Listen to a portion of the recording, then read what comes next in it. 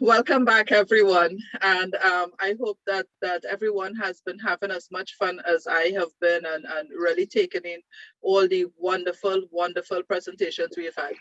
Nigel, we have missed you. I can tell you that.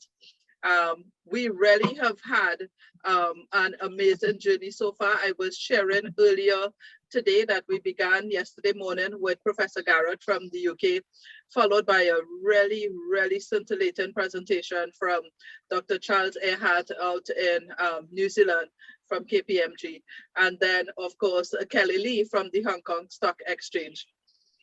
This morning's session with Mariam was really, really very interesting as well, because there we were in Saudi Arabia, and she had a lovely video as well that enabled us to be able to enjoy some of the work that the Red Sea Development Company is doing there. And least I forget, we had Carolyn Chalmers from South Africa to start the day with the ISO governance standards. So it was really, really an interesting and amazing 2 days for us so far. But this, I have to tell you, I was persuading Professor Garrett that in today's world, we can't have a global conference focused on corporate governance and not talk about cybersecurity. Because as we were sharing earlier, it's such a wonderful space that we are in, that we could connect with so many persons via Zoom, and it's as though we are in a physical room together. But as much as we have all those positives, we need to also pay attention to the risks we face. And I think that this session is going to help us to be alert and aware to all of those issues. So it is with my pleasure that I asked the chairman of the Caribbean Corporate Governance Institute, who is going to chair this, our final session, and moderate it for us, Mr. Nigel Romano. This session is now in your hands. Thank you very much, Cameron. And I'd like to thank Donny in particular for taking the time to prepare to share his experience and his knowledge with us around all things cyber, particularly cybersecurity. The pandemic has put the transition to digital on steroids. And with that transition, we are faced with a number of threats. So there are huge opportunities and huge benefits.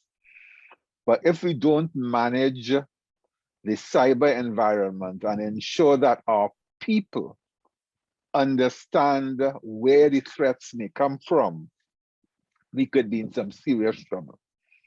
So Donny Ramdathsingh is the Senior Strategic Business and Information Technology Executive with 25+ years experience with working groups from the Caribbean, Brazil, Argentina, Venezuela, Peru, Chile, Puerto Rico, and service points in the US, East and West Coast, and Europe. And Donny has we have the pleasure of being able to, and I've seen the presentation, so I'm really looking forward to learning more from Donny. Chukwuemeka Cameron is the founder of Design Privacy, a consultancy firm that helps companies comply with local and international privacy laws.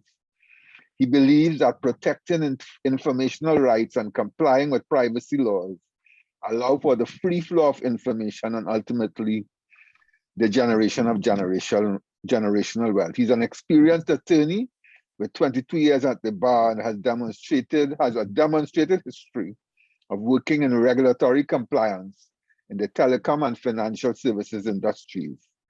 He is skilled in privacy law, commercial law, and copyright law. And last but not least, we have James Bynoe. He has a portfolio of internet e-commerce technology platforms spanning 5 continents, 16 countries, covering over 2 billion people with 3 billion visits per month, generating over $2 billion in revenue. He's successfully driving the global cybersecurity strategy, mission, vision to securely connect buyers and sellers worldwide. Securely connect buyers and sellers worldwide. In 2021, he was promoted to be the first global chief information security officer for the Adevinta Corporation based in Norway. He has had stints with Nike, eBay, Nike Europe, eBay, NASA, NOAA, US EPA, US Department of Defense, and he's a proud US Navy veteran. So that's the panel, and I hope to tease out of them some words of wisdom, some powerful insights. So let me shut up and let Donny do his thing. Donny, over to you. Thanks, Nigel. Thanks, panelists. Thanks, Kamala.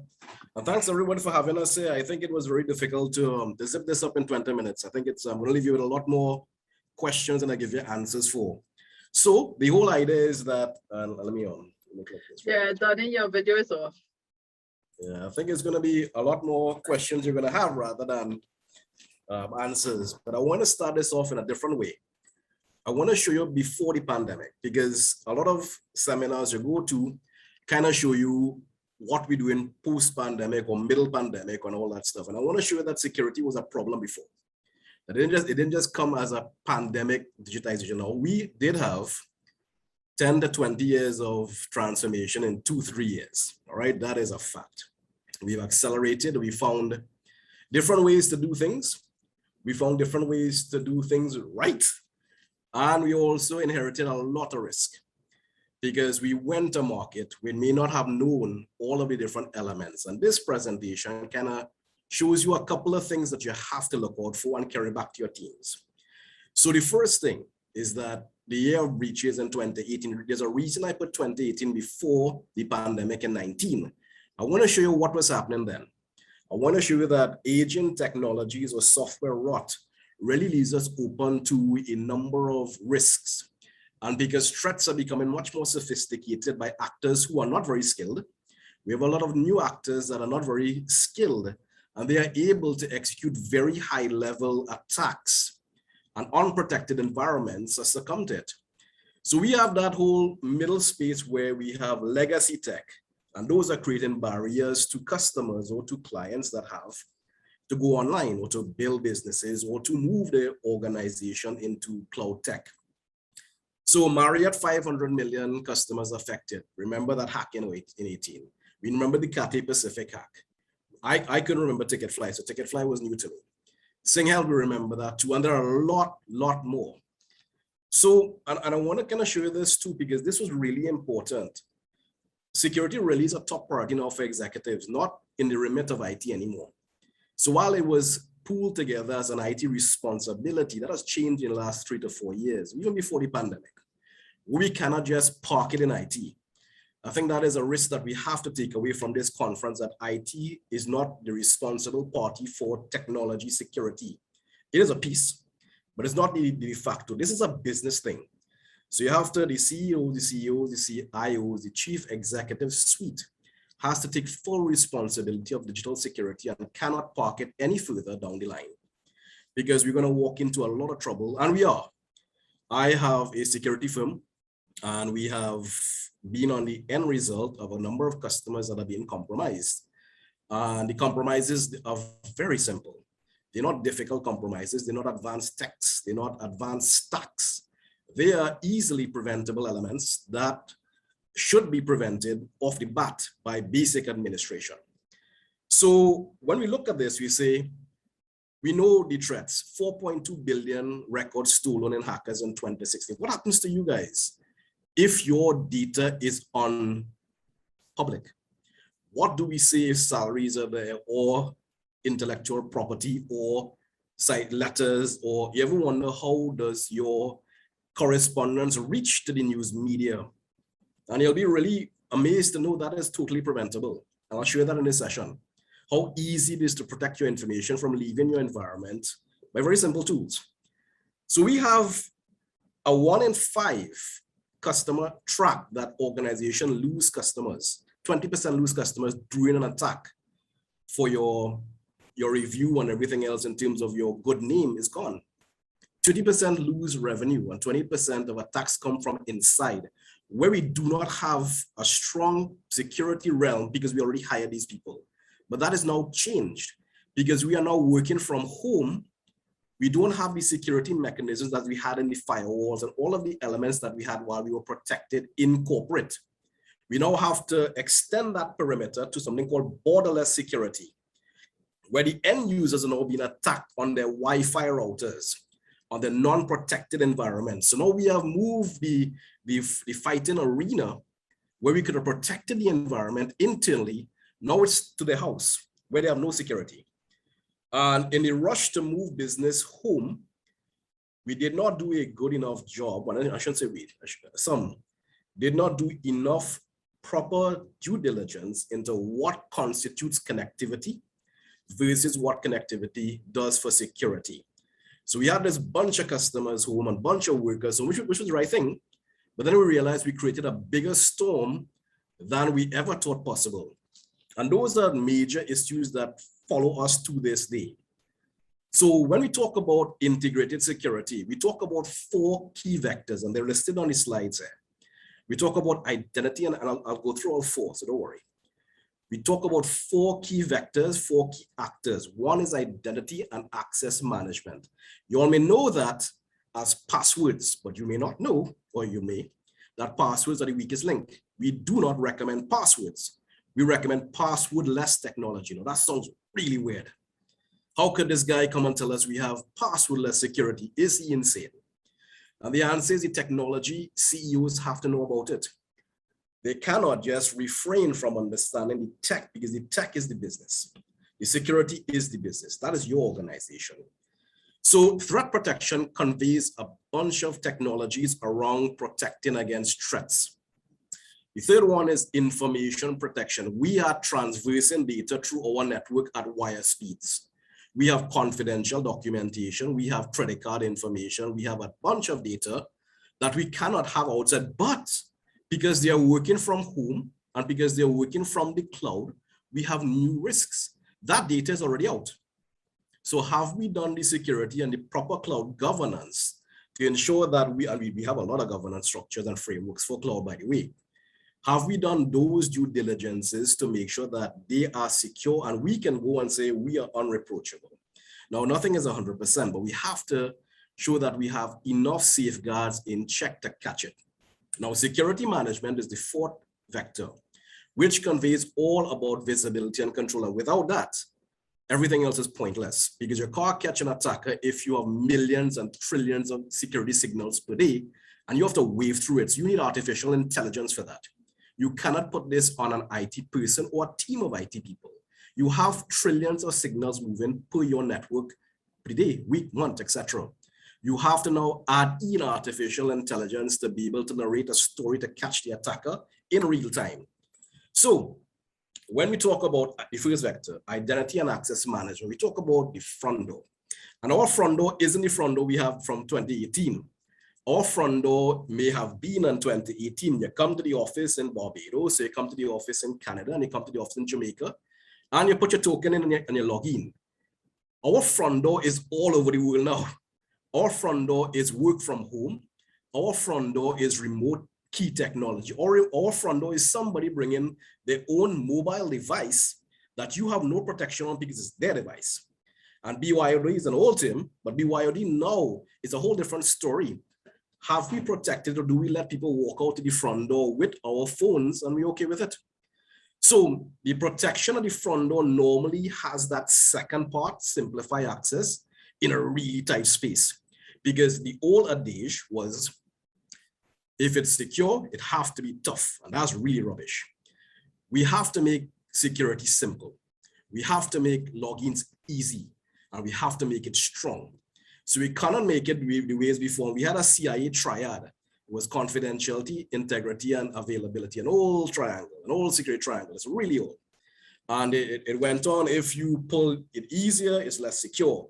But that's really a nonsense thing now, which is exposed, because you have to make it secure yet really simple.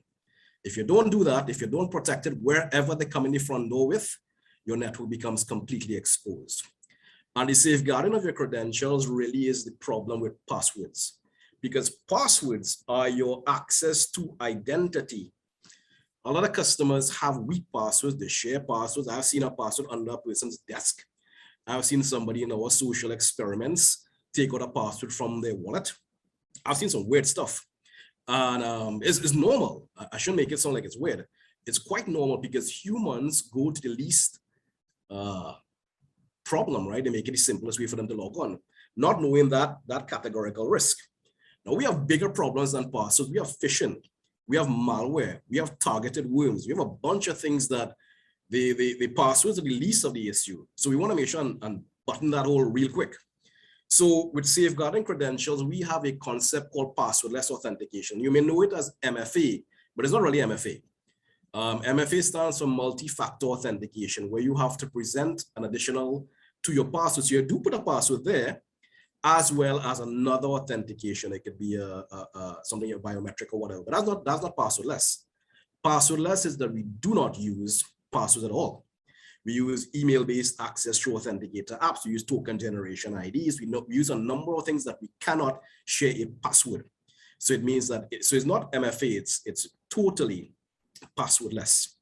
And as we move into that next cloud generation, born applications in the cloud, we have to be able to keep pace with security. Because if we bring all our business to the cloud and we're not understanding that to protect it takes, and IT is outgunned. And let me make that real clear, right? IT is outgunned. IT is outmatched. IT is not going to win this without artificial intelligence. They just can't, right? It's not built for that. There are too much data points. Think about a house or building with 2,000 windows. And a person to break in only needs to have one of the windows open or cracked. That is what IT faces, an understaffed IT, or an IT that is not focusing only on security. They have that to fight every single day. So without that signals coming to you in a visible way, and I'll talk about that effort vector in a couple of seconds, we're really not secure in the environment. So number two, threat protection really involves, sorry guys, any questions, or are we taking questions after? Or let's take the questions after. Go ahead, Donny. All right, so the second thing is threat protection after identity and access. Your video is off again. That's okay. That's no problem. So the second thing is threat protection.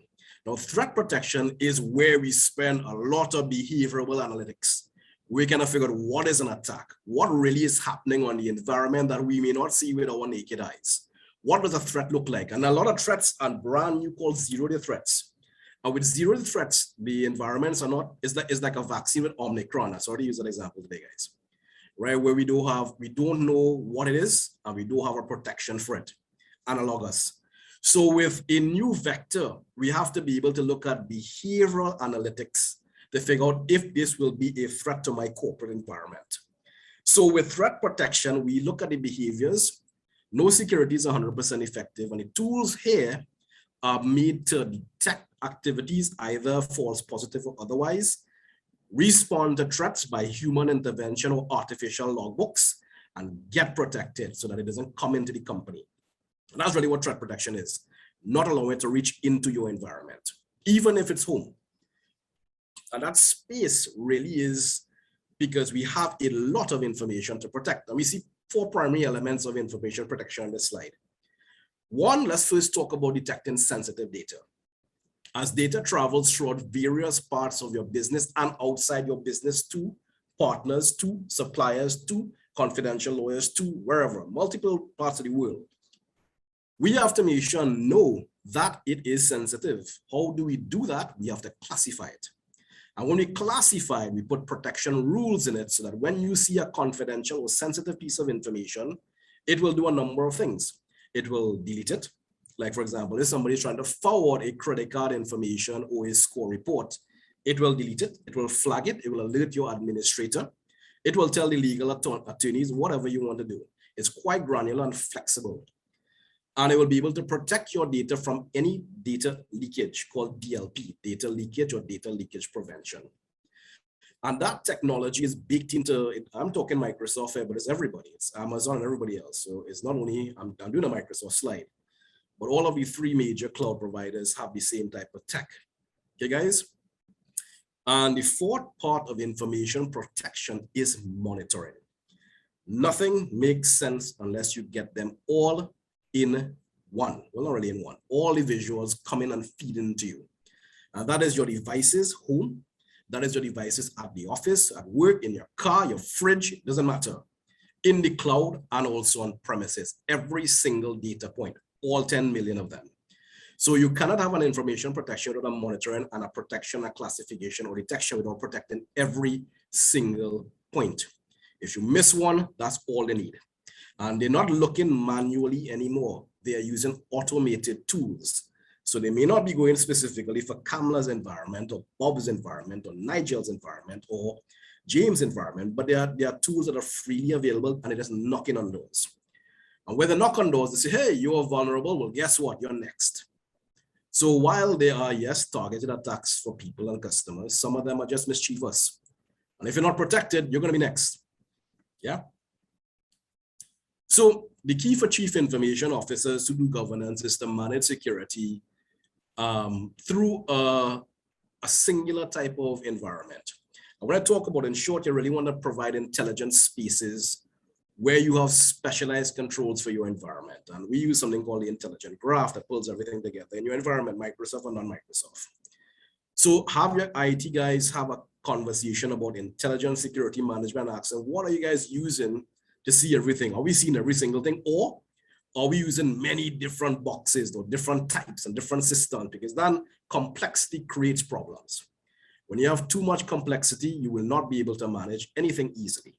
The whole goal must be to manage things easily and not complex and catch them. Okay, guys? Yep.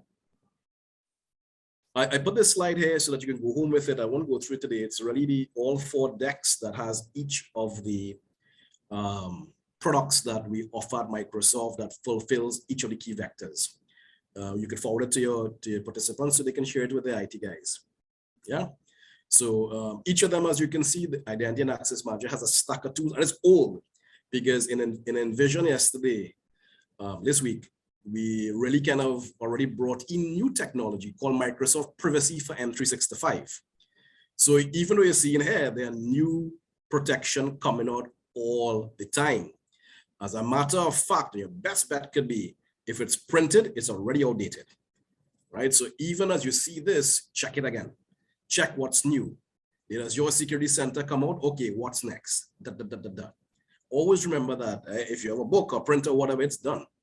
Right? As soon as you put that paper on, there's an innovation happening, a technology happening. A customer feeding us back that there was a threat and we have to fix it and then issue a global patch worldwide to be able to protect from that heuristic. So there's always that threat that is, you need to always check to see what has changed. Yeah. So when we talk about cloud process management and governance, and this is where we talk neutrality, we talk about non-Microsoft, it could be Amazon, it could be Google, it could be Microsoft. I am partial to Microsoft, obviously, right?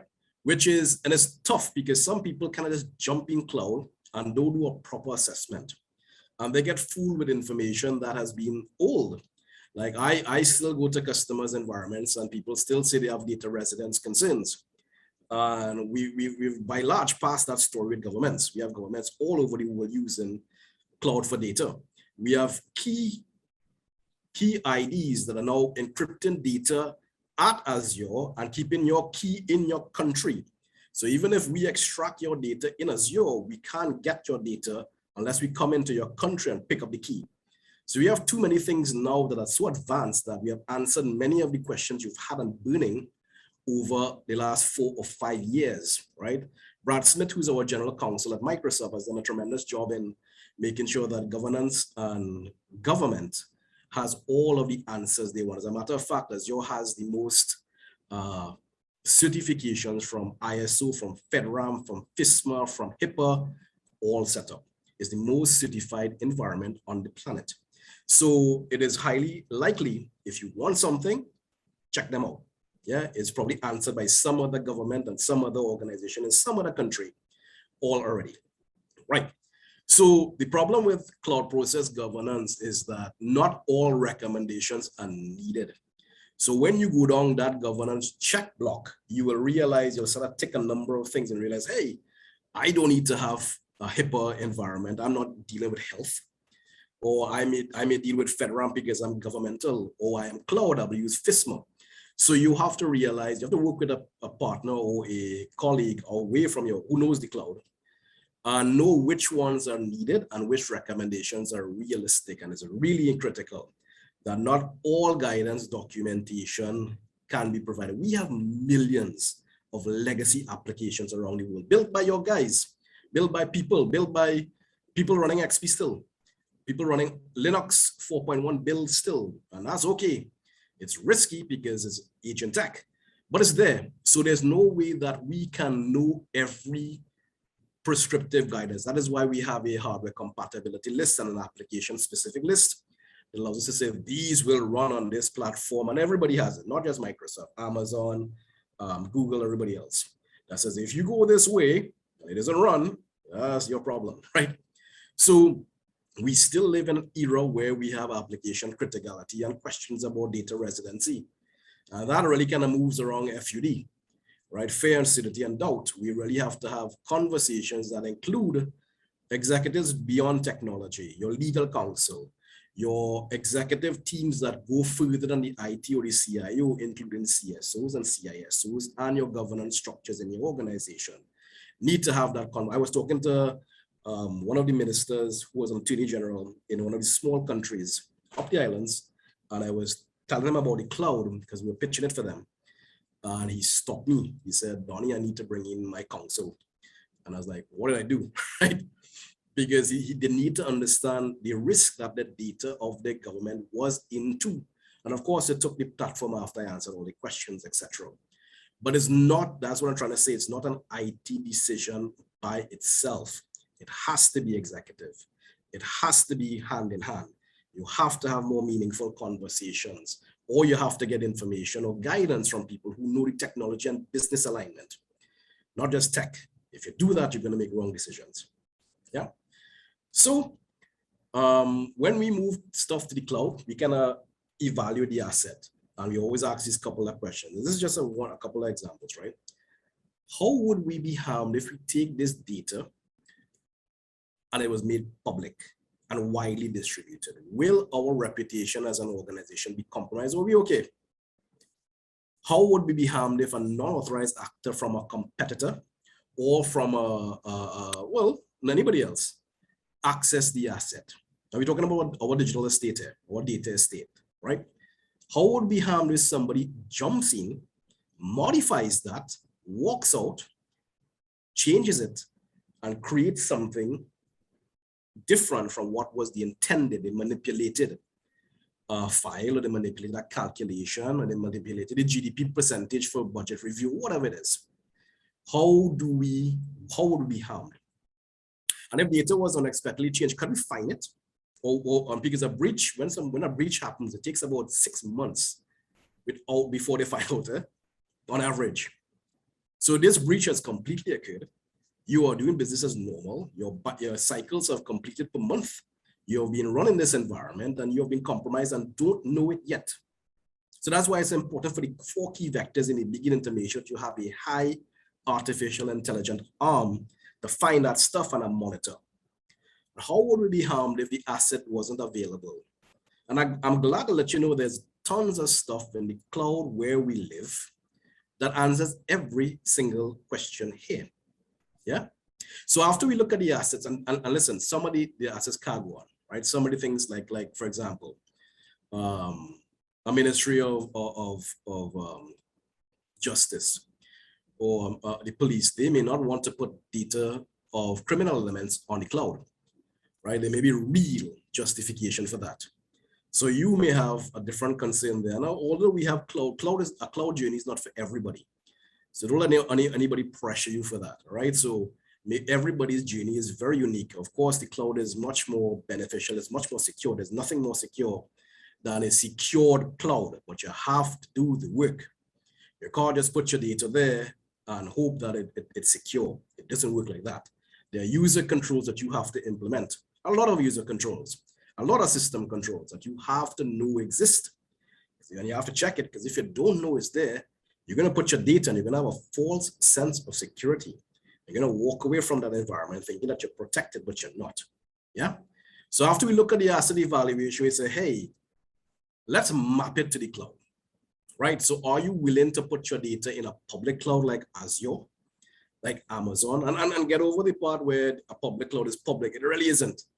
It's much more secure than anything on premise, right? There's no way that a company could spend billions of dollars like an Azure data center has, or an Amazon data center. As a matter of fact, you can now rent your own servers rather than share it. That is a new thing that has come out. Cloud providers are letting you rent boxes. So if you really want to have your own data and your own servers and your own boxes, no worries, we hook you up. Yeah.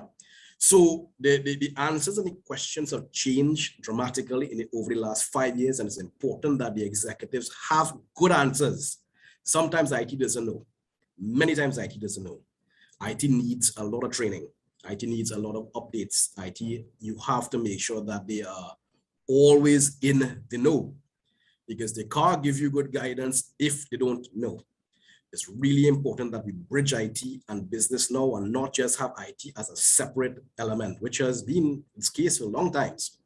That's no longer the case. We've seen the rise of the CIO in the pandemic, where IT was bringing solutions to businesses. And that has to continue.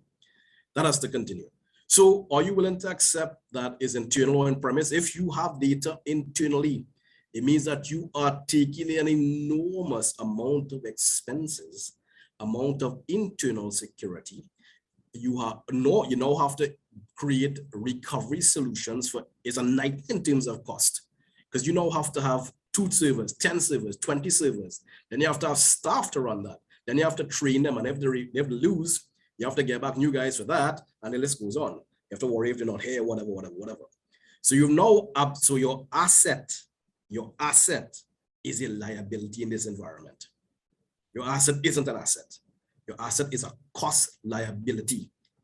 So you have to say, if I use an internal environment, I have not acquired an asset, I've acquired a liability. Unlike the cloud, where you know, say I've passed on that pressure, you've passed on that edge of responsibility to the provider.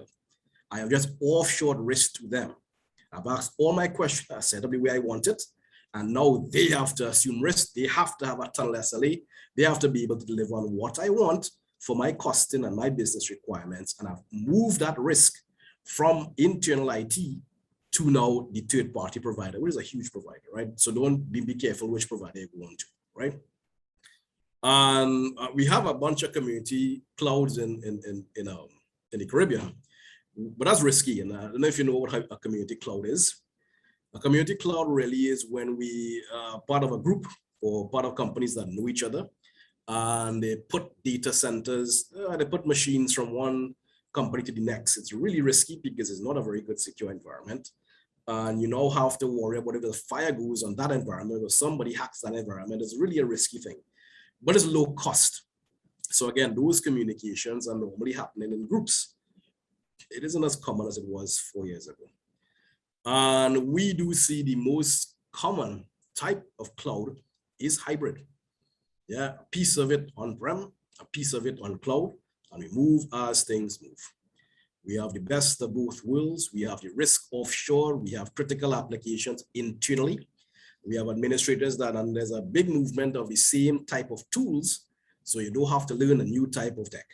The same tools you use to manage the on-premise, the same tools you use to manage the cloud. And that singular approach is what makes it strong, because cloud governance must be non-complex. If it's complex, we're broken. Yeah, guys, we have to make this simple. It's just too much things, and it changes all the time. So where do we start? We start really looking at the cloud as a supply chain, and you guys may be very familiar with that concept. We have to start looking at the security assess risk through the whole chain, from data movement to extract, to email, to content, to processing, to recovery, everything in between. And you have to use an established risk framework, and boy, do we have a lot, right? So you have to sit down and say, and I'll give you one, I can email you one today if you want. It's the Cloud Governance Framework. It's a CSA framework. It's free to use, and you are able to see all of the things we do to, but if you don't have any skills, it gives you a very decent template to start. And you have to pin in metrics that allow it. Now, the good thing is that Microsoft has software tools built into your cloud to do this automatically called Secure Score. So you literally just click a button, it does it for you automatically and print out a report. You don't have to do it manually.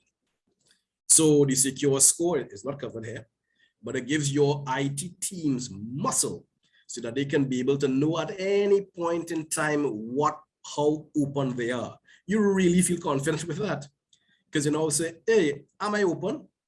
Am I at risk? Is Nigel's data going to roll out? Is Bob going to call me as an office to blow me out? Do I have to speak to Kamala? No, because you now have very strong compliance technology that allows you to have a predictability and a level of certainty which you could never have in an internal data center.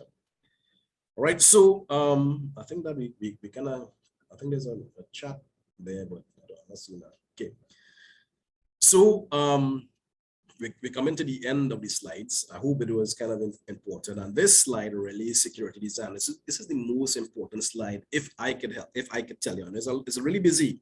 There's a lot of things running there. There's defense in depth. There's that I'll talk about in a second. But we need to make sure that every single data asset is secure by default, not as an afterthought. So that means when I bring an application into my environment, have we done a penetration test? Have we done a vulnerability assessment of that app, or have we just put it in production? Do we feel confident that we are secure? And the answer might surprise you. I have been practicing this for a long time, and customers run towards the environments, and then they put this stuff on premise and they put this stuff on the cloud, and you realize it's holier than Swiss cheese. And they realize, oh my God, what did we do? And they say, I thought the cloud was secure, and they conflate issues. And it goes into a whole different narrative. And you're like, oh my God. So that's why it's critical. And the criticality is this slide, which is your security practices must not be an end goal. It must be embedded in every single iteration. So we have to start talking about defense in depth like an onion. And we have layers of security in every single rollback peel. And when we're coding software, we use programmers that use SDL. We use coders who have been trained for software development lifecycle programming, not programmers who could just code in C# or whatever, but they are trained in the security coding for the business apps. And we now say, what is the correct threat intelligent environment that we model? What do we do? How do we know that we're under threat? And you could go extremely wide here because threats are wide. So you have to make sure and choose the right one for the org. We talked about identity and access, and we always, and you guys remember this, please. In the industry, we always assume we are breached. That is a mandatory position we adopt. We never think that we're secure. In the security environment, we always think that somebody has already infiltrated the company. We always assume breach, and we act accordingly, which means you cannot have an IT person who is doing networking, who is doing programming, double to be doing security. It's a whole-time job. That's a team. So you're going to get disappointed because your network guy is fixing the telephone, and then he's fixing the light, and then he's screwing in something else, and he's fixing the printer, and then he's going to do security. It's never going to work out for you, right? So you have to be you have to use external elements of, like I told you, a third or fourth time, artificial intelligence. It doesn't have to be Microsoft. We use Microsoft, but you can use a number of different technologies, and you have to have a global 24/7 something looking on you. So you know that we use the intelligent graph, but Fortinet has it too, and many Cisco has it, many different ones have it. And you are able to know that when you go to sleep, somebody is watching your environment and protecting your environment in real time. Yeah. So these, am I over, Kamala? Nigel, am I over? I think I am. It's okay. It's the last session for the day, so we can give you a little leeway because we do want you to be able to share this. I'll try to wrap up really quick. Only 3 or 4 more slides. So what we experience in security is that there's too much data that we don't know what to look at. It's called verbose data. And because it's verbose, we have IT teams or everybody else saying, I don't know what to look for. So you have to look at focusing on what threats are to your environment. You have to train the artificial intelligence, the machine learning, to detect what is pertinent to your company. I'll move a little quicker, right? And we learn a lot about attackers. We try to figure them out, and that comes automatically. It goes into something called an intelligent graph, and the world benefits from it. So if we get attacked in Jamaica or Barbados or China or whatever, that feeds back into the intelligent graph around the world and automatically pass that to every single node that has a security element tied to the graph. Cool, right? So it means that we now learn that if we get compromised on the East Coast, or not East Coast, in the east of the world, in Asia, we may be able to fix it in Asia before the sun changes projection and fix it in the West. While we don't get attacked, we can do it in real time. And this happens, again, not by humans, yeah? And I think this is the most important ending appendix part, which is make sure it's simple. It's really complex stuff. So fight for simplicity. Try to make it as simple as you can. Sometimes IT tries to try to buy the best of the best, and then nothing works, right? And it gets into a mess. So you really want to have a conversation. You want to keep this stuff as simple because it's so complex. It has to integrate. They have to speak properly. I remember working for an organization many years ago, probably about 15 years ago. And we had bought, I didn't know any better at that point. We had bought 20 years ago, in 1997. Okay, that's a long time. And we had bought a really expensive box. We used to call them IBM Blues, right?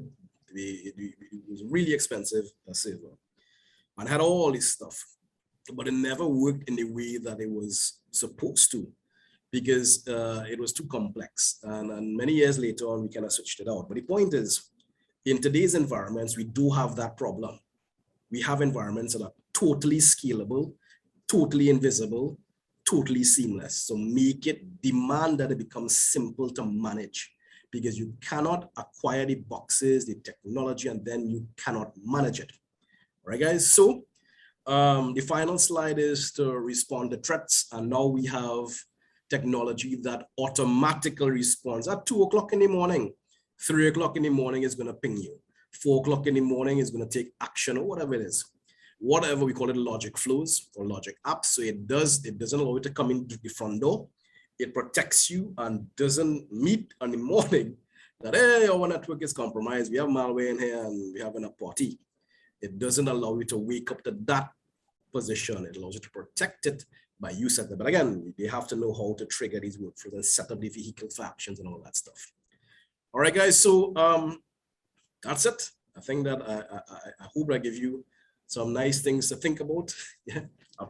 So I want to thank you, Donny, for that very good presentation. We have 2 questions, but before we go to the questions, I would just like to ask Chukwuemeka to jump in. Chukwu, is that how you say your name, please?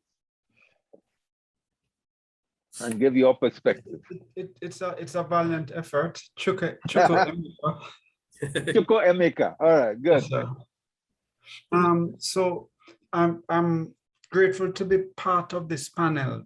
And Donny said, well, hit home the right points in terms of this is not an IT discussion. Even if you are to get this fulsome solution, and I'm of the view that, and I don't have a relationship with Microsoft, but they have a very full suite of corporate governance solutions. But even outside of that, the individual customer or company must have a data protection policy. So I take it from the privacy perspective. But before you can get the benefit of everything Donny just spoke about, you have to understand what personal data is. You have to identify your personal data, and you have to classify your own personal data.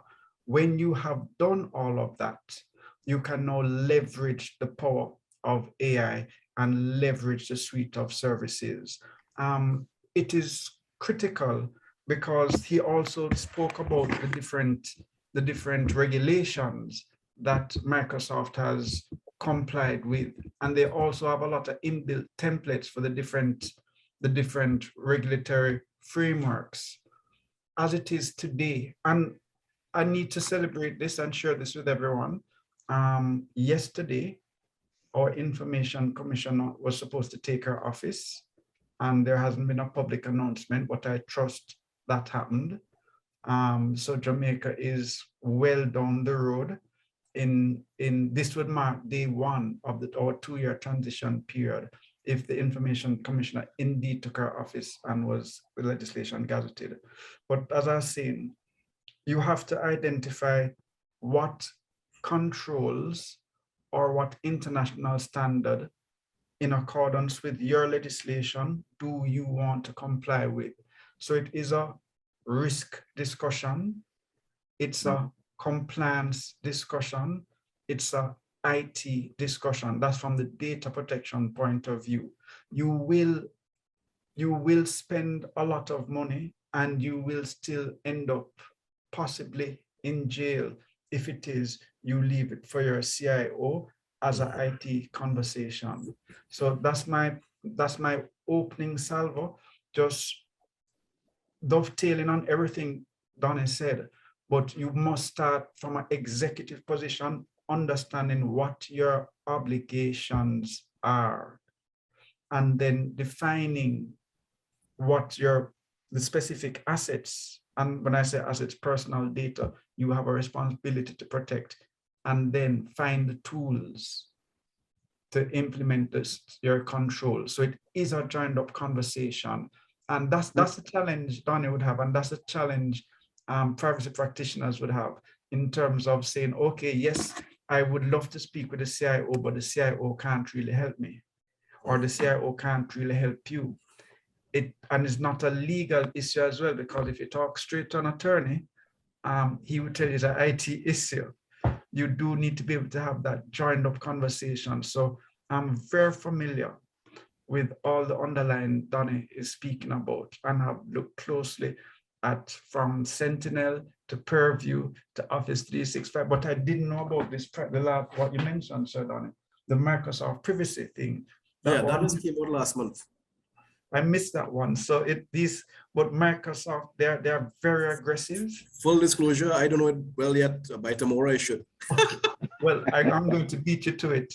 They are very, very aggressive at looking at what the regulations across different jurisdictions require, and they're making it.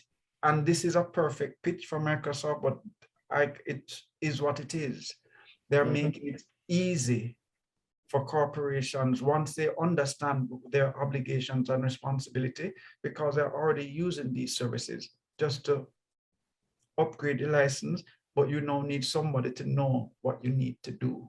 So that's my opening salvo, and that sounds like a straight Microsoft ad, but thank you. I'm sure Donny is very happy about that. Donny, if you wish, you could stop sharing your screen. Okay. James, okay. Let's hear from you. Sure. I would say that I agree with just one second, Nigel. James, just before you talk, let's just make sure the screen is changed, because our procedure is to be able to spotlight our panelists, so we get everyone to see and be part of the conversation. So it's done. It's done. Let's go now. So James, go. Sure. I agree with a lot of what's been said by both these gentlemen. However, from where I sit, with a large number of global platforms, I think what I wanted to maybe contribute to this conversation is kind of what I call the low-hanging fruit, like things that we as a region, we as people and businesses can do today, tomorrow, to improve our overall security posture. Because this problem is a complex problem, right? It takes many years to build and put in place a well-rounded, balanced cyber and information security program. And it all begins with having a strategy, right? Because the strategy, in essence, lays out what you're looking to achieve as a business, right? And then once you have that strategy, you're then able to better identify the collection and set of cybersecurity policies that you need to bring into your organization, right? Strategy drives policy, and then policy drives plans, procedures, and the like. And it has to be in that order. Very often we see many organizations confusing what a policy is and what a plan is, and it causes chaos and confusion. So that will be the first point. There's no way around it, right? You can't automate your way out of this, right? So there is a human component to this that must be fed with number one.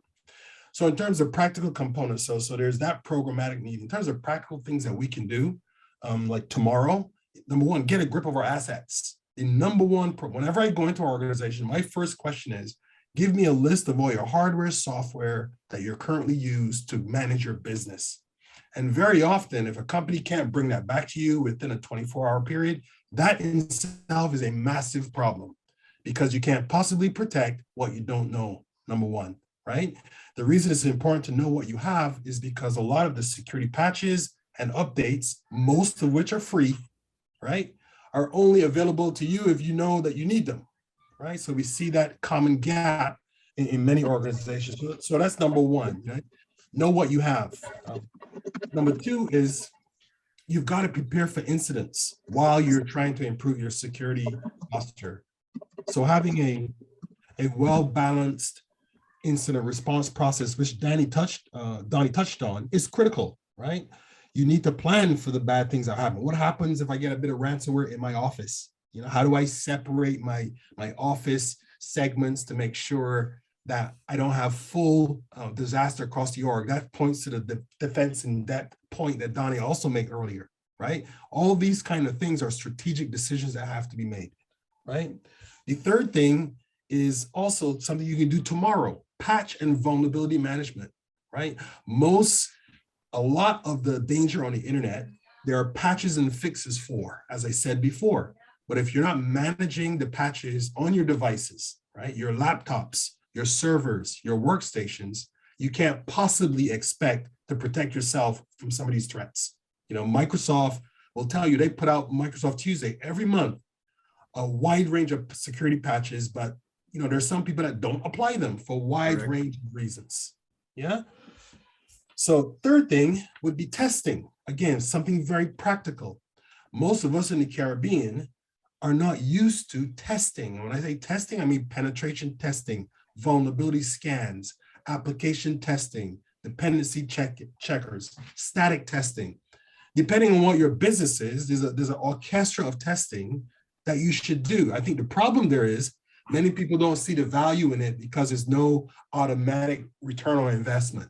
If you do test and you find a number of serious vulnerabilities, you're not saving any money, but you are saving revenue. So I think that we need to shift the perspective of security and shift it from being something that we can't tangibly show the benefits of to linking it to things like revenue protection. And that's what I do within my organization, right? If we do these security things, we're protecting our revenue.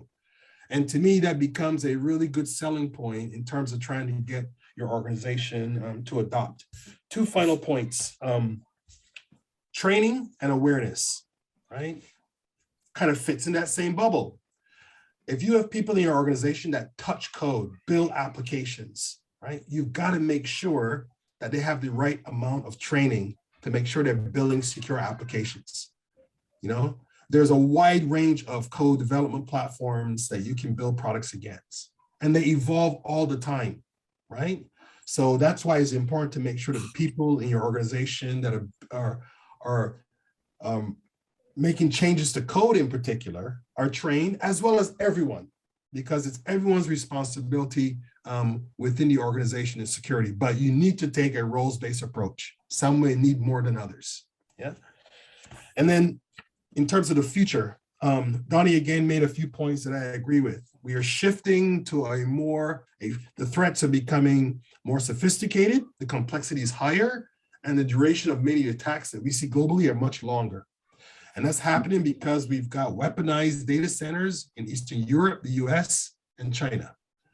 So we're moving into a space where when you build your security program, you need to be able to insert in your program artificial intelligence where it best fits, right? To keep pace, yeah?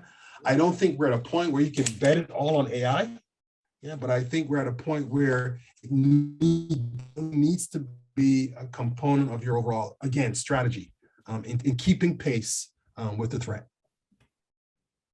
Thank you very much, James. That was excellent. So Antonia Ferrier has a question. Says, but she has two questions. One of the biggest risks for me is data ownership / recovery from cloud-based apps. Example, my entire financial history can be lost if the supplier decides they no longer want to provide service or I want to change suppliers. I've seen where transfer was allowed only if you agreed to move to a supplier they recommended.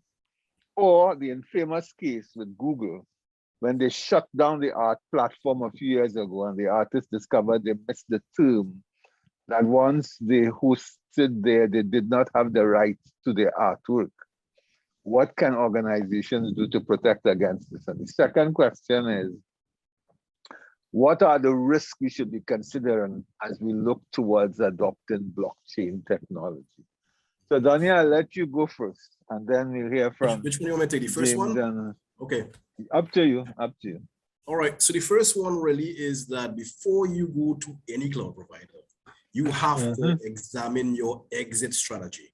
You have to say, what if I go here, I have to have an exit clause that allows me to have all my data in your SLA.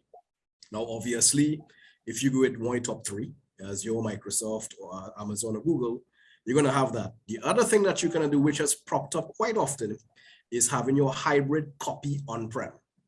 So again, it's your risk compliance. If you want to be able to have a full copy on-premise as well as cloud doing that handoff and that synchronization. We do that for a number of customers that they have that same concern, that they worry that if they walk away, or they want to make sure that they have that very close to their heart.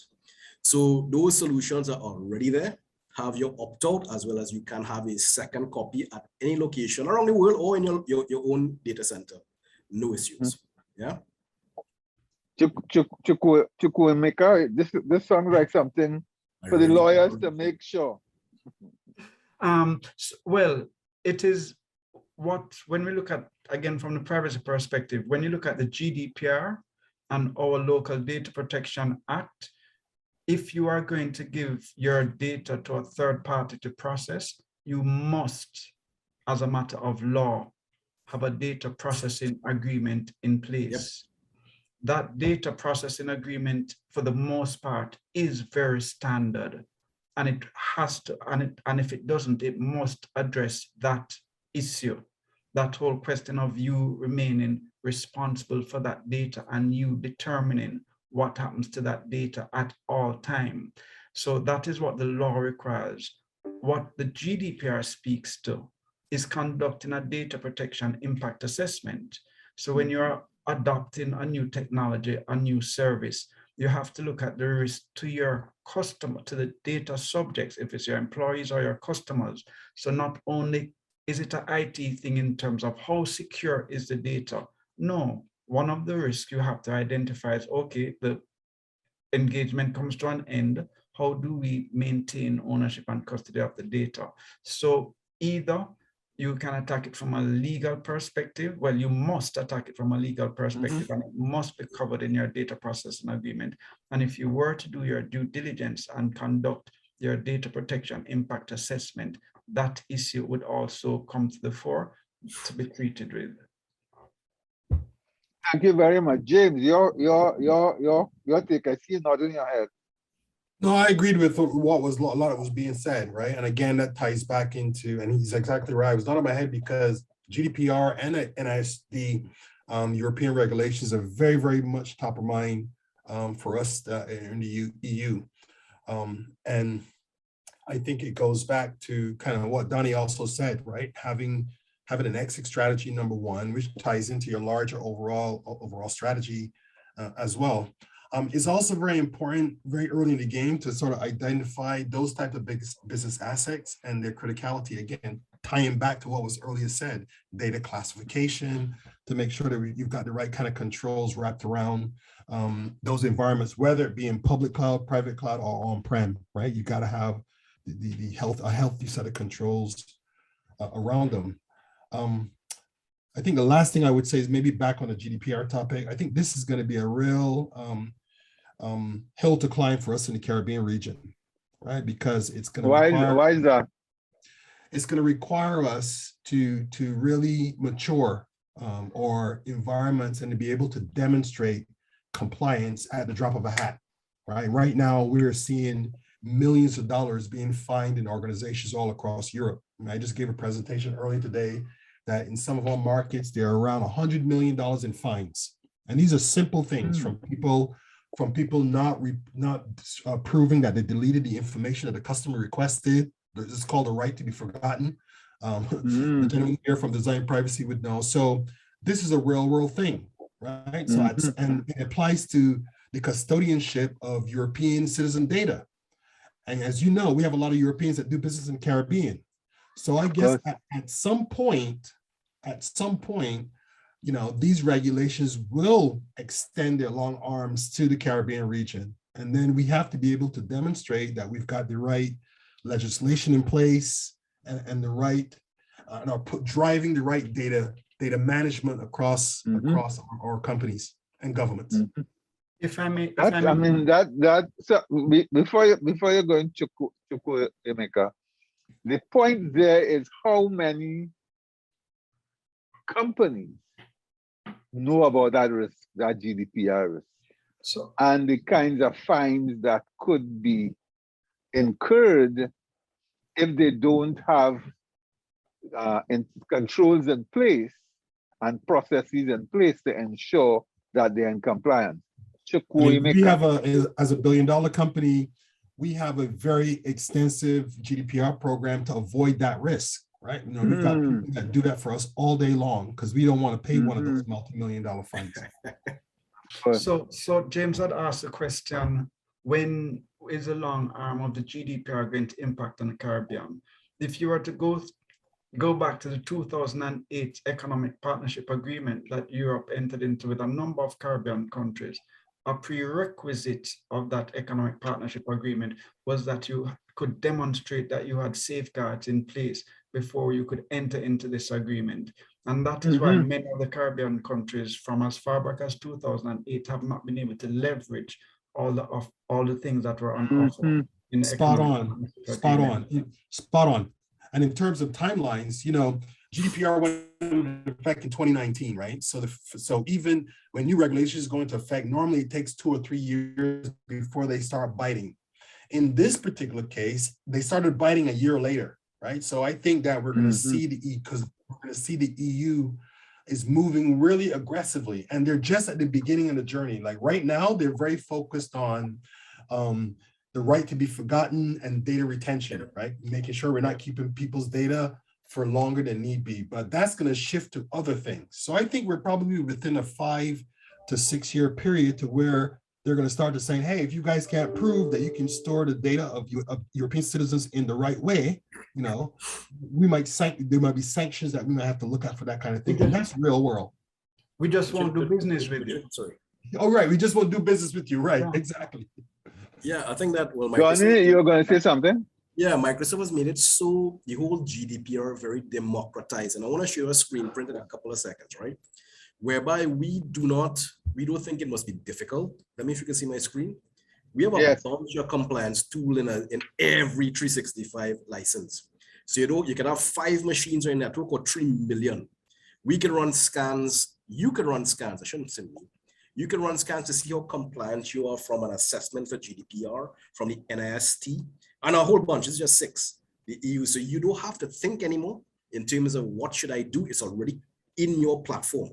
So you already bought this. There's no thinking. There's no having to have a plan or whatever. It's already in your fingertips. So you just have to know, and like James had said, you have to have trained individuals, because if they don't know what they have, and this is baked into all. This is not a special SKU. But it's a little more complex than that, right, Donny? Because I think a little more complex than that, because you're right. So here's a solution that can do that for you. But most organizations, most businesses don't have that in place today. Correct. And they have to be able, and they have to sort, and they have to still be able to respond to these growing regulatory requirements today. Yeah. In addition to that. So the point though, before you go on, so because Antonia is asking, can you do this as a small business without negotiating power or the funding for customer arrangements, and you're buying a built cloud-based software solution. So Donny indicated that the Microsoft suite comes with GDPR. With everything. But the question I have is, which businesses or which types of businesses should be more mindful of GDPR concerns? Multinationals, Yes. right? Any business that is capturing, processing, storing, EU. retrieving personally identifiable information or personal information, PII or PI, if you're capturing people's names, email addresses, phone numbers, addresses, you fall into this. Yep. Mm-hmm. So everybody then. Some people more than others, right? Because, Some but the some point people is, are just capturing an email address. So in the Caribbean hotel, in the Caribbean hotels, right? Yeah. So the Caribbean hotels are at risk because they are a hotspot for EU data. You have airlines, you have a bunch of information, well, not only hospitals, but everywhere that I think for us, tourism is the biggest one, right? So but the point is that to talk about doing business today without capturing people's digital identities is you're not really serious about doing business. So this is one of the things you have to be very mindful of, your responsibility to treat that digital identity with respect and make sure you're protecting it. Yeah, if I could say something, maybe to bring it a little closer home. You're right, right? But not all data is equal, right? For example, if you're capturing credit cards, that takes it to a whole new level. Right? Definitely, yeah. Right? Not every business is capturing credit cards per se, yeah? In addition to that, we have a lot of small businesses that run credit cards, right? But they have it behind the shop counter, connected to, and those very small businesses have the same responsibility, right? I always go into places in the Caribbean and they still want you to swipe the card and write your name down. And sometimes the information that they ask me for, they would never ask you for that in Europe, right? Because it violates data laws. So there's that level of maturity that needs to also happen to the region, but it comes through laws and legislation as well. So what about sorry, Chukwuemeka, go ahead and then I'll go to the blockchain question before going to Camille. So two things. How does it impact on who is at risk in the Caribbean? Or our offshore sector that the majority of our small companies that's a bread and butter of their economy. All of that can go at one fell swoop, at the sign of one pen. Our tourism industry and the same, and our BPO industries. So all the things that occupy the greatest part of our GDP is at risk. So there just needs to be one, and it's not a futuristic risk. It is today. So what is driving big businesses in Jamaica to be very proactive in implementing data protection programs is the fact that their trading partners have said they have conducted an audit on us, and you have been red flagged because we don't see you have not presented us with your safeguards.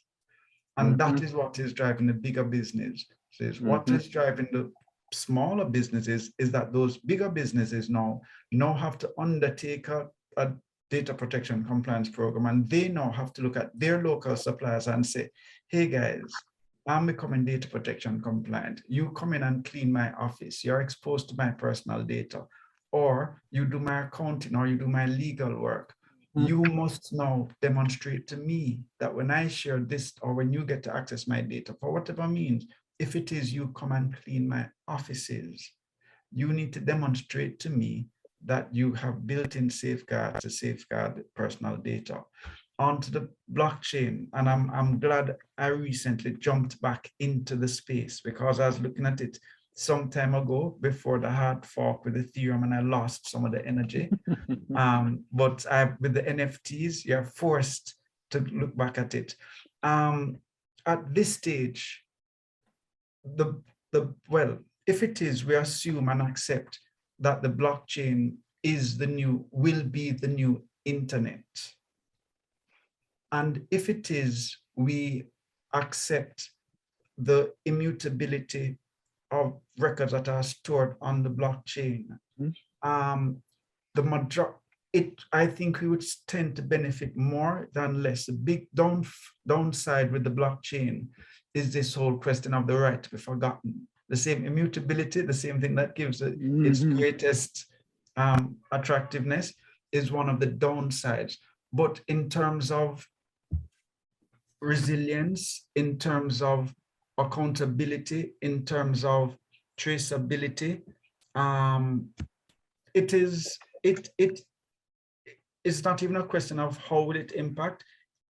That is the direction we're going, and we have to jump in early and not let it just be a IT solution that businesses jump on, because right now we're building out a new space.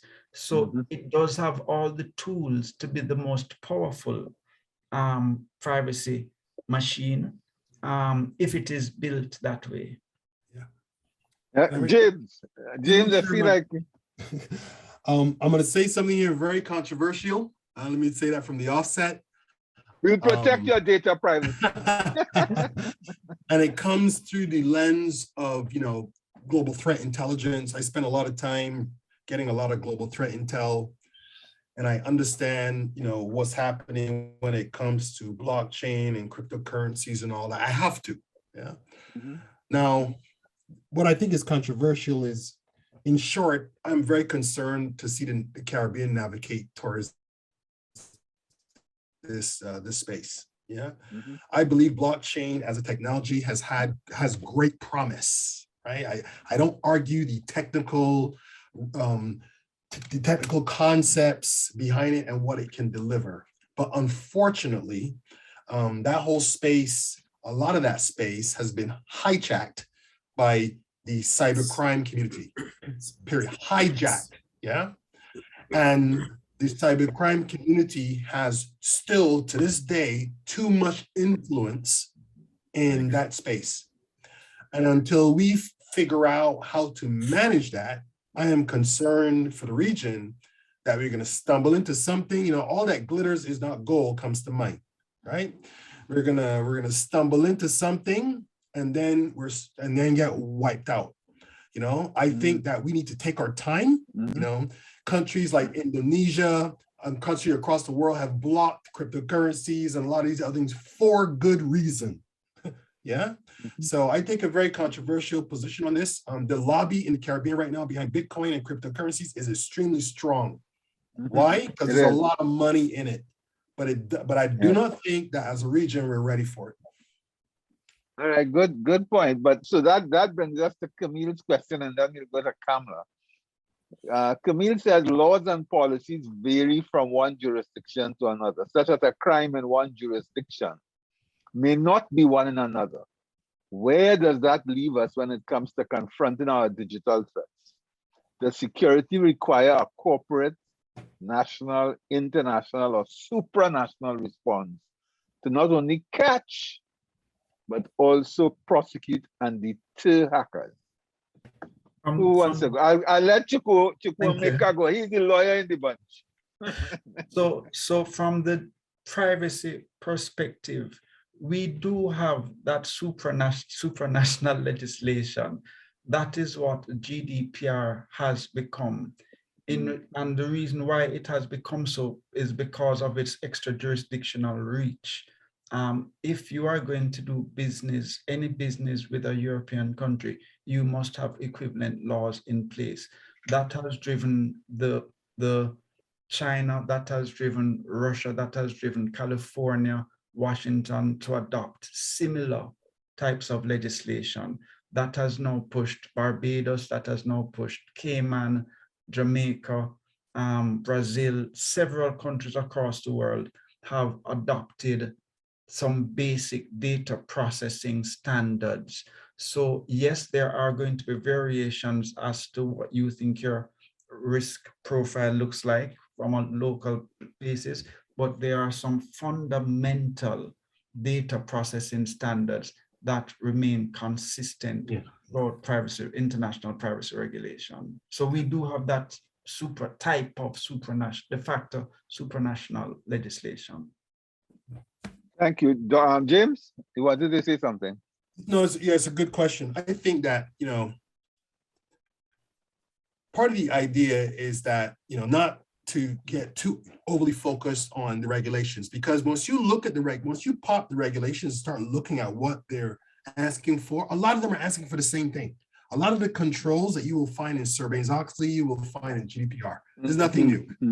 A lot of these controls you'll find in COVID, NIST, and so understand that there's a set, as it was just said, there's a set of fundamentals when it comes to your organization across those identify, protect, respond, recover pillars, that if you put those in place, right, by default, you will be compliant to a lot of these regulations, right? By default, right? Because as I said, they're looking at a common set of things. However, they have nuances, right? In Sarbanes-Oxley, they're looking at your financial records to see the kind of controls they have around that. But at the end of the day, the controls are the controls. So I think to the point that was just made, we don't need to make this harder than it is. I always say, build a security program that can withstand all levels of scrutiny, which aligns to your business. And then, when they walk through the door, then you're legally justifiable, which they do. So Carol Nichols has a question. What are your thoughts on Barbados becoming the first nation with an embassy on the metaverse? So I'll put that one to James. Embassy on the metaverse. I don't know if I have much to add to that. I love Barbados and I'm there every single year. I will take the opportunity to maybe twist it in a different way. Yeah. Barbados, like other countries, have had help in this cybersecurity space for many, many years. But whether we become a republic or a state under the Queen, we need to be able to execute and move a little faster, right? We're horribly slow as a region at leveraging what's given to us. We only got 2 Caribbean countries right now that have a computer incident response capability, and the OAS has been giving it to us for the last 10 years. Now, why is that? Because we're not focused, right? So I can't get too excited on the Republic thing. I want to see us move the needle, become better decision makers, close the gap on the risk that's facing our region, and become more agile in how we respond to our needs. James, can you just repeat what you just said about the OAS giving us? What is the OAS giving us? The OAS has been supported, and some of you guys might know this, has been trying to support the Caribbean in standing up computer incident response capabilities globally, right? That requires establishing legislation that calls for it. They've given the funding for the laws and the policy and the tooling, but we're still dragging our feet with it, right? Because what happens is our governments are not structured for cyber. With cybersecurity, you just can't give cybersecurity to a minister that knows nothing about technology. No, exactly. That might work for farms, but it doesn't work for cyber. In cyber, you got to actually know what you're doing. Yeah. So because of that, right? So our traditional approach to leadership also has to change when it comes to technology, because it's slowing us down. We've got a lot of square pegs in round holes when it comes to key national decision making. Kamala, you had your hand up. Yes, I'm just totally loving the discussion.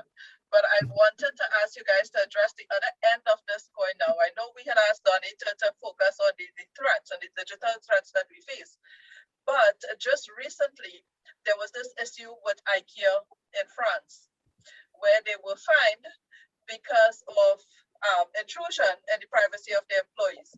So there seems to be a fine line we need to balance. So I wanted to ask you guys to speak to this, because our executives who are present, yes, we want you to ensure that you understand cybersecurity and we are dealing with those threats, but we can't swing the pendulum too far, or else we'll face a situation like IKEA. James? I've actually had a recent experience with the exact point that you just mentioned, right? So different countries, and one of the words that you'll hear in Europe is consultation processes, right? So in certain countries, the privacy of employees is key. So before you deploy solutions that monitor behavior or track employees in any way, you must go through a consultation process. And as just referenced, and get approval from the employee representatives, which is basically what the consultation is, right? So you'll find that challenge. And some countries are more aggressive than others, right? So I can tell you, some countries it's really not a big deal, and in some countries it's a serious thing. You have to do that. So it all depends on where your business is, right, in the landscape, and knowing how to address those kind of things. Yeah. So if I may speak to that, there's also case that came out at the same time from Germany as it relates to H&M. Here, you had a CEO who, without any just reason, accessed employee records. He accessed his own employee records. As a result of that, he's the first person, entity, or individual I'm aware of that got a suspended criminal custodial sentence. So he was fined, he was punished 2 years in jail for, that's what I say. without any reason, looking at his own employees' information. So that is why I made the point that it is not a wholly IT discussion.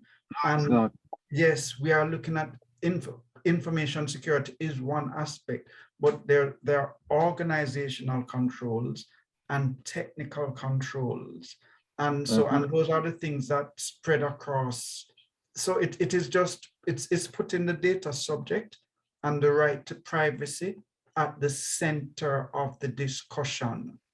And once we put the right to privacy at the center of the discussion, you can better inform yourself as to what controls are necessary and how to answer certain questions, because an IT person that doesn't have anything to do with the seat in which you sit.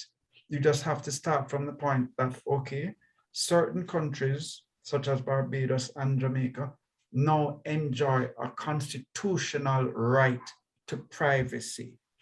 We now have legislation that gives teeth to that right to privacy. So when we are making business decisions, it is how do you ensure that this concept and understanding is propagated throughout the organization and is manifested at every level of operation. Thank you very much. So we're almost there, and I would like, you can comment when you come in, Donny, but I want you to comment and then give us your key thoughts, and then we will go to Chukwuemeka and James. All right, Kamala, this is that about 1 minute. You were talking about the IKEA hack. No, it was a policy position that IKEA had taken at a management level, that the way in which they would police their employees and even some of their new recruits, it was considered an invasion of their privacy. And so IKEA they were compromised as well, right, IKEA? Yes. And I want to leave you with this scenario because James touched on it, and I really can't pronounce it properly. Okay, I'm going to say that, and you can call me. You can call me Chuck. They both captured it so beautifully, right? So when I see people getting phished, attacked, I get depressed. I literally get depressed because there are controls to fix that automatically now. There's no reason today for somebody to get a phishing email. There are 3 things. James touched on it, which was training. Chuku also touched on it, which was controls. And the third one, James touched on it too, the testing. Those stuff are automatic now. So when people get phished, it is that they don't have a proper plan in place that executes at an executive level, and they allow it to perpetuate. And that is a big risk top door. So I just want to leave you with that the controls are very critical. Without it, the technical execution is pointless. We have to have the policies in place first. Yeah. James, before we go to, I'm going to say the whole thing. Chukwuemeka. James. Yeah, big call outs for me to the audience here was inventory management, access management. You can't protect what you don't know, right? So that's something that you can do right after this call. The next thing I would say is, making sure that you have a security events and incident management system in place is also critical, because you can't defend against what you can't see. Yeah. So that's the second thing. And then thirdly, to back up what Donny just said, training is important, right? Just one quick analogy. In my organization, I do susceptibility training. So I've gotten approval through the works councils. I've done the consultations in the various countries, and I send anonymous tests to all thousands of our employees to figure out who are the people that don't know how to identify a phishing email. And then I get a report. And then those people we send to remedial training, because that is the first line of defense. Yeah. So these are little things that we can do to change our posture, by next week, is kind of what I'm flagging. Definitely. Chukwuemeka. So I want to start, develop and foster a culture of privacy. This concept is foreign to Caribbean people, and it must start with a respect for another individual's right to privacy. And if we can accept that we all have a right to privacy and put primacy on that fact from the top, that would then serve as the point of departure to invest in the requisite frameworks and small and large steps to start to protect ourselves. Because at the end of the day, because we're starting from scratch around this data protection privacy road, when a commissioner comes in and conducts an assessment, you're not going to be expected to roll out of privacy manager, Microsoft Purview, and all of these controls one time. What you're expected to demonstrate is that you respect the right to privacy, and you're going in and you are taking active steps to implement the necessary frameworks to protect that right to privacy. So let that form a part of our discussion. Very often when I'm invited to give presentations to boards, and persons may have seen the presentation before, they'd invite me, okay, we only have 30 minutes or an hour.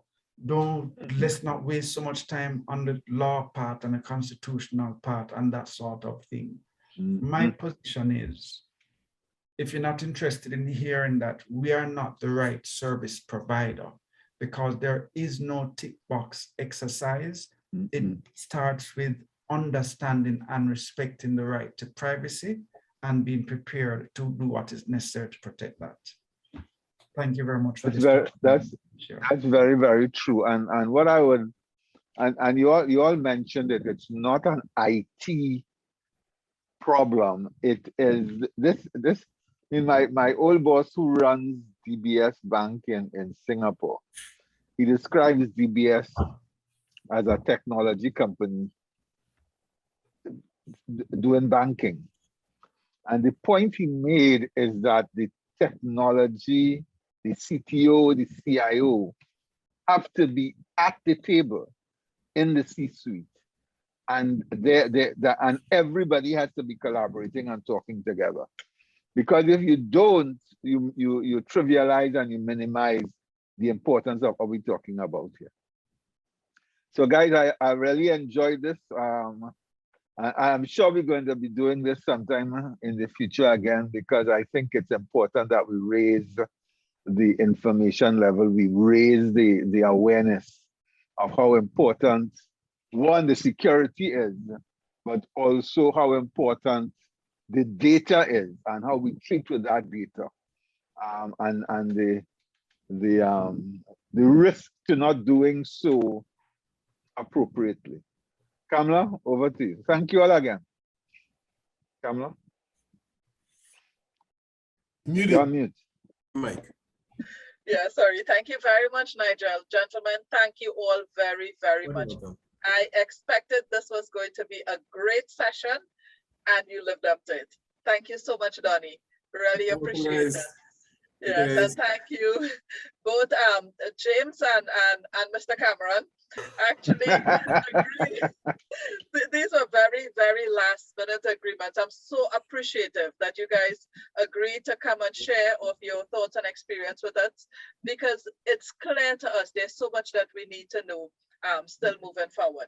So as I move towards the end of our two-day global conference, so I want to put Professor Garrett on notice that I'm going to be inviting him to join me in closing off this conference, because it really has been, I would say, an awesome 2 days. We have been able to cover so many topics. The world is an extremely complicated one. It has so many different factors that we need to be addressing, on an ongoing basis. And I think these 2 days enabled us to be able to touch on many of those factors.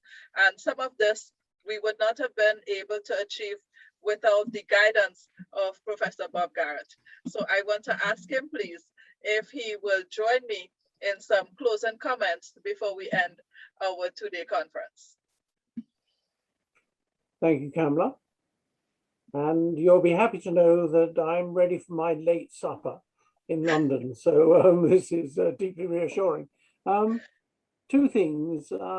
One, the quality of the last 2 days has been extraordinary.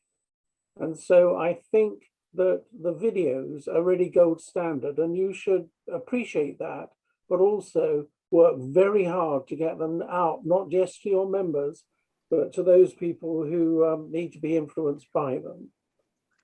And so the second thing I was thinking was, it was very interesting listening to this last session, for which many thanks.